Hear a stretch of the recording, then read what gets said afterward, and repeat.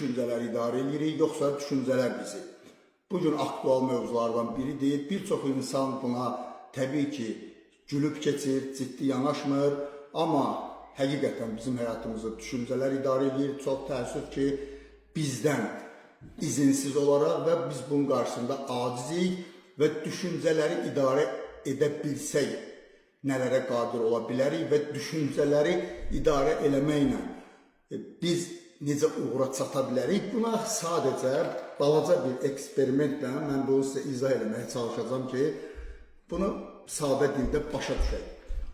Bax, bir həyatımızda əsas tərkib hissəsini əhatə edən qorxu. Buraya yazıram qorxu. Qorxu. Burada bir arzu, məsələn, avtomobil almaq istəyirəm. Tutaq ki, bir arzudur, avtomobil. Və bir də şəhvət. Ehtiras, belə deyək. İndi bax, qorxu, arzu, bir istəyimiz var, bir şey almaq istəyirik, maddi, bir də şəhvət.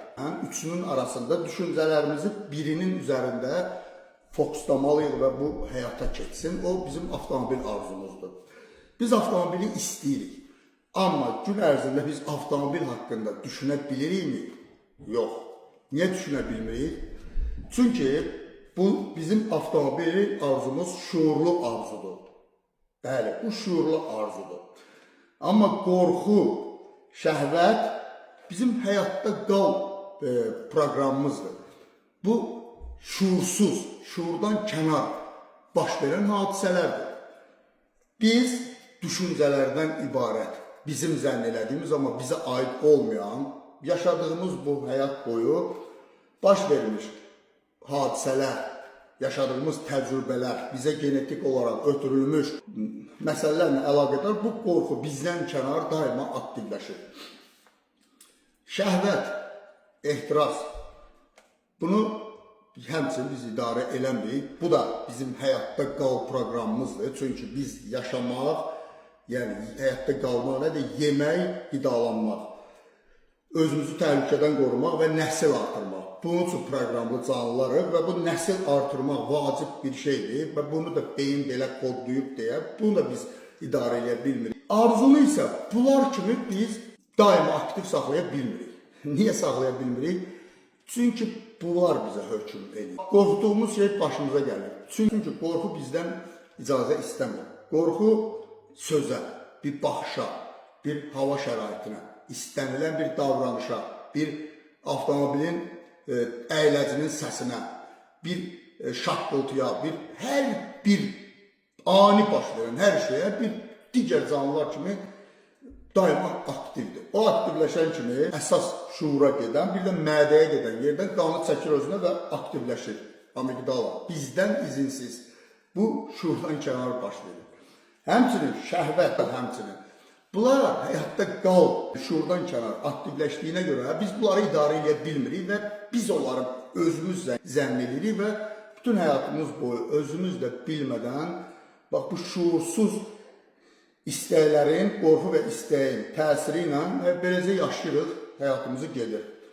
Biz anlasaq ki, başa düşsək ki, bunlar bizdən izinsiz və bunlar sadəcə olaraq əksəriyyət vaxtı səbəbsiz yerə aktivləşir, onda biz bacarıb özümüzü arzuda saxlayarıq. Yəni, bu həyatda necə qorxu səni idarə elədiyi kimi anda, qorxu gələndə nə edirsən? Duyğulanırsan.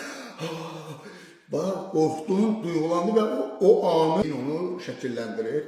Həmçinin şəhvət, bir epizod, bu da səni həmçinin elə idarə edir.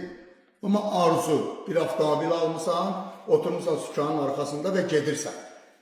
Bu olmayan şey, qorxu və şəhvət səni necə riqqətə gətirirsə, bu arzu da səni elə riqqətə gətirsə, mən sənə söz verirəm ki, sən ona nail olacaqsan. Necə olacaqsan, nətər olacaqsan, o sənin işin deyil. Amma ola bilirsənmi, şəhvətin, qorxunun sənə hakim olduğu kimi, bu avtomobil arzusu da səndə gün ərzində o qədər aktivləşirmi? Yox. Bu arzunu da elə aktiv saxlaya bilsə, bu olacaq. Amma ki, olmur. Onun üçün də sən nə etməlisən?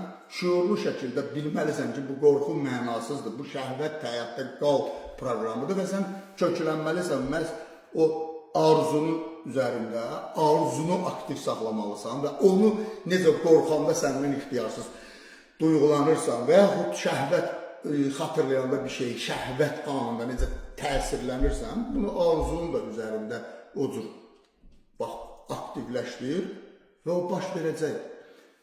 Sən şuurlu yaşaya bilmirsən, şuursuz davranışlar, şuursuz düşüncələr gəlir, sənin duyğularını tətikləyir və sən onu düşünürsən, o səni aparır o düşüncə istədiyi tərəfə.